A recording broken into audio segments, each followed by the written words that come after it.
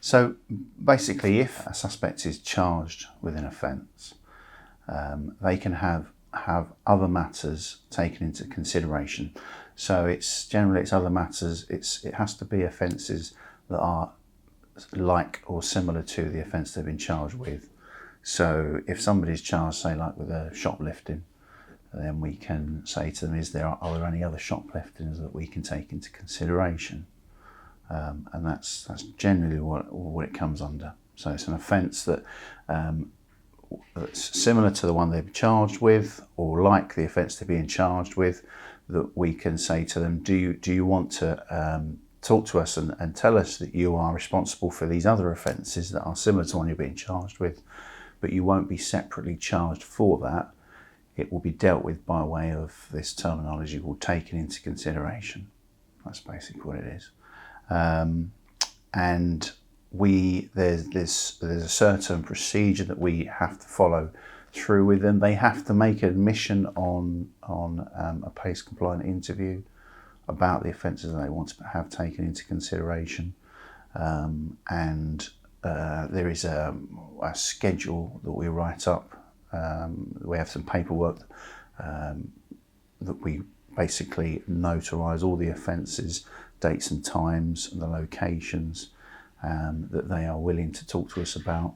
And these offences and this schedule would be subsequently submitted along with the case file for the offence that they're being charged with. It is an option for all offenders. They have to have admitted to an offence in the first place that they're going to be charged with. As I mentioned, it has to be offences that are like. So if they're being charged with a shoplifting, then we wouldn't take into consideration a burglary because it's a more serious offence. It's a voluntary thing, so they don't have to. So the person that we would go to them either in a custody scenario, they've been charged with the offence, or they've been charged and then they've been remanded into prison awaiting their trial or the sentencing, and then we would go and visit them in prison. But it's a voluntary process. The way my team generally carry it out is if they've been legally represented, when we'd speak to the solicitor and initially say to the solicitor that there's these offences that we're considering that could fall under that, the taken into consideration, and wiping the slate clean. That's another terminology that we use. Would you be able to speak to your client? Would you be able to see if they're interested in talking to us and taking these matters into consideration? Then the solicitor would speak to them if they were in prison, and then if it was all agreed, then we'd either arrange to produce them from prison to have the TIC interview with them, or generally, if the prison are okay with it, then we go to the prison and have the interview in prison with them. Then what we can also do as part of this schedule, it's called an MG18 form that we put all of the matters on that we're going to take into consideration. There's also a space in there where the offender can, if they want to, again, as I said, it's a voluntary process, but there's a space on the form if they want to put some reasons, some explanation behind why they offended. And then obviously this form goes to the case file and could be presented to the judge. So the judge can see exactly about any explanations that they want to put forward. For instance, if they're drug dependent or alcohol dependent, they could explain that, at that particular time of their offending, it was a particularly bad situation in their life in terms of their dependency on drugs or alcohol, and that they may want to engage in some sort of rehabilitation around their drug or alcohol abuse. So the type of offences that can be taken into consideration are basically offences that are similar to what they're being charged with. So, for instance, if you're being charged with burglary under the Theft Act, then you'd be looking at offences around that. So, offences under the Theft Act. So, if they had other shopliftings, for instance, then you could take those into consideration. But you would never be looking at taking into consideration offences against persons and violent offences if someone was charged with a lesser offence of shoplifting or something like that.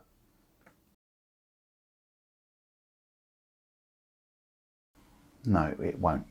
What generally happens is the TIC, so it's considered by the court, and they generally get a discounted sentencing on what they've asked to be taken into consideration. So instead of having a full court hearing, if it hadn't been a TIC and they'd been charged and then convicted, they would have been sentenced on that offence alone. The fact that they've taken it into consideration would mean that the courts would look on that in a good way, and they'd still be sentenced for it, but there would be a discount put onto their sentencing because, as I said, they have volunteered this information. They've volunteered to tell us that they are responsible for this other offence that we hadn't charged them with. So the courts will look on that in a good light and will adjust the sentencing accordingly. But they will still get a proportion of a sentence in relation to, at the end of the day, saying that they're guilty of a criminal offence.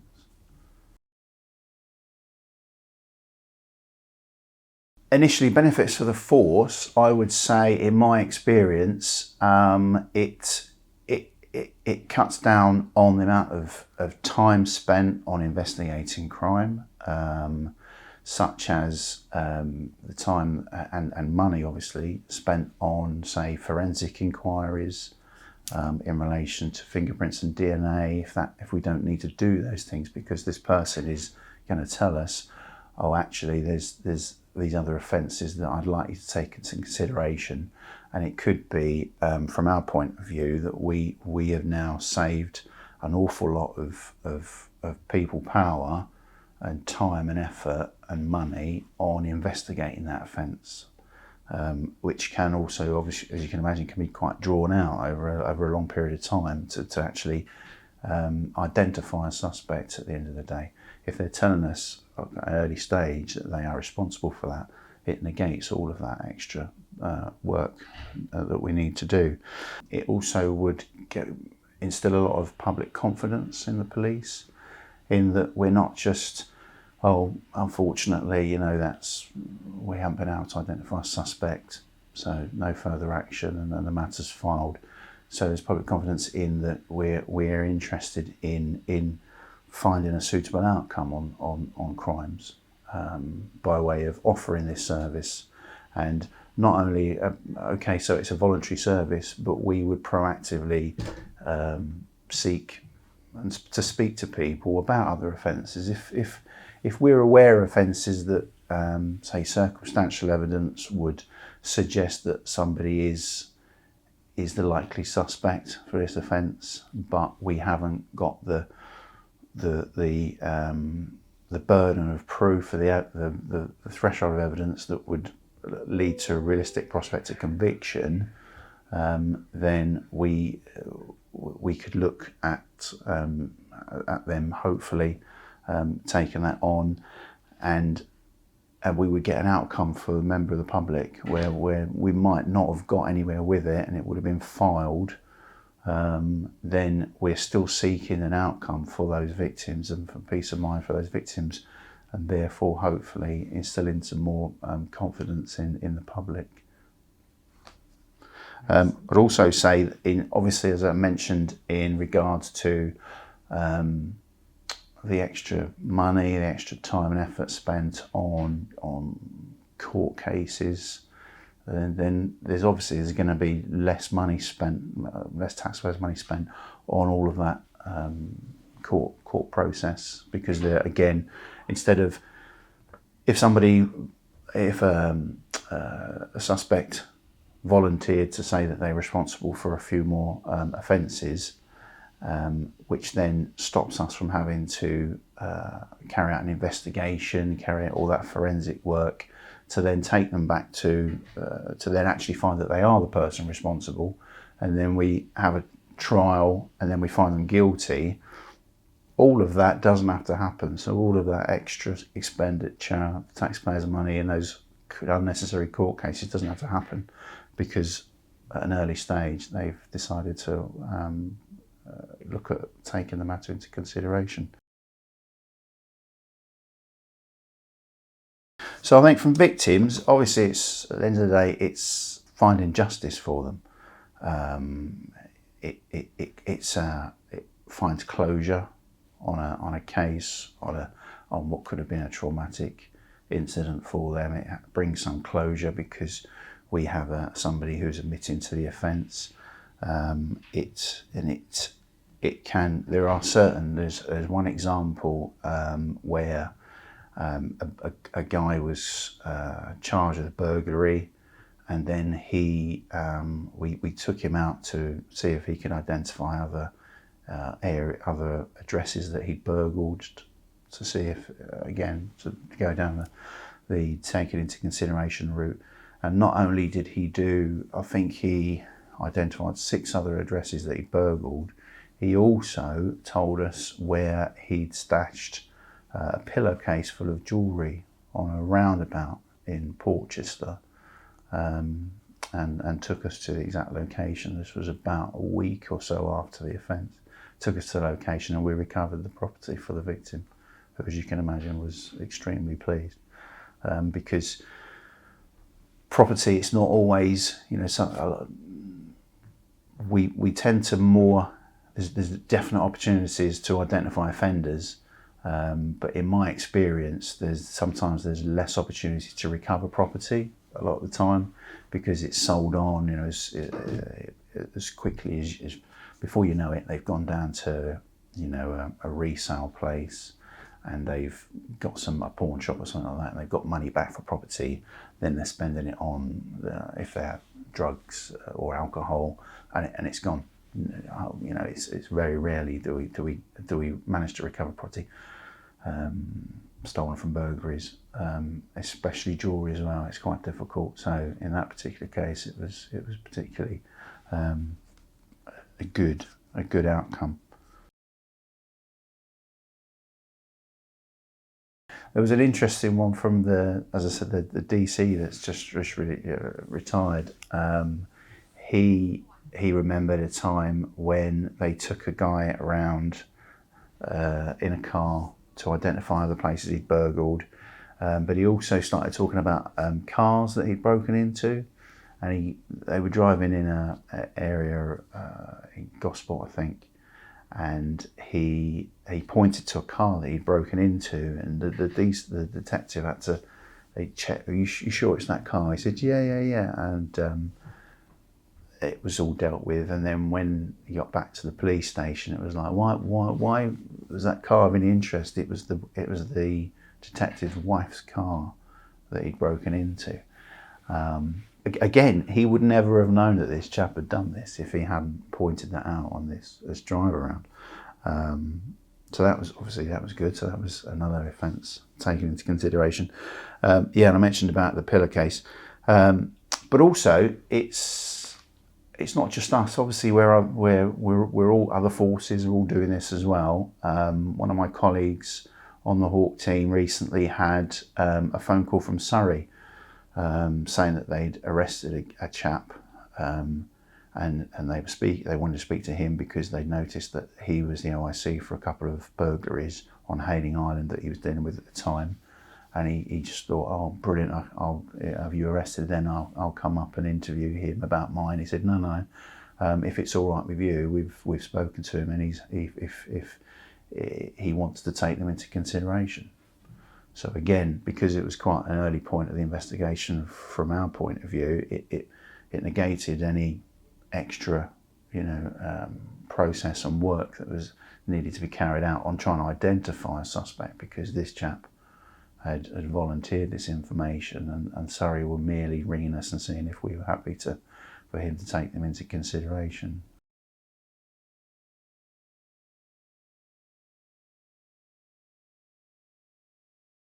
you need to bear in mind that TICs cannot be used for serious offences such as rape and things like that.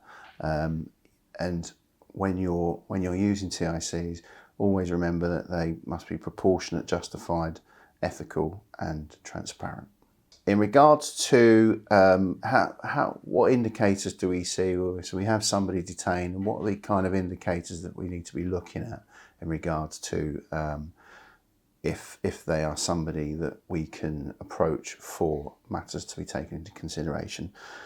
P&C is a good start, because P&C, on their previous convictions, it would show you if they've had TIC before, if they've actually taken offences into consideration before, what they were, how many they were. So that's always a good starter, because that shows that they could be somebody that you could introduce them to again and start that chat, start that conversation with them while they're in the cell, for when you're starting building up your rapport with the person.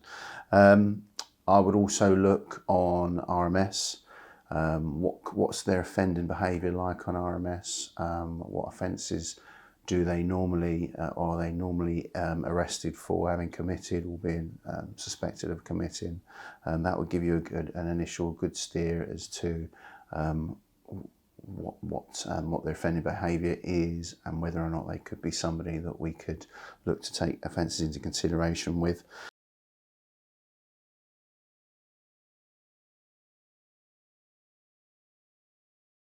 That's not always the case. So somebody who admits their offences in interview doesn't always mean that they are somebody that is likely to take offences into consideration. In my experience, some people that will carry out a no comment interview still go on to take TICs, and also even people that make admissions in interview don't always take into TIC. So each person is different. Admissions is a good indicator that TICs could be something that you could introduce to them, but don't let it stand in the way that if they make no comment in interview, that it's a blocker, because ultimately, between them being charged with the offence and being sentenced, that's the period, that's the time that you want to start looking at more seriously at whether or not it's worth visiting them in prison and see if they're taking the offences into consideration.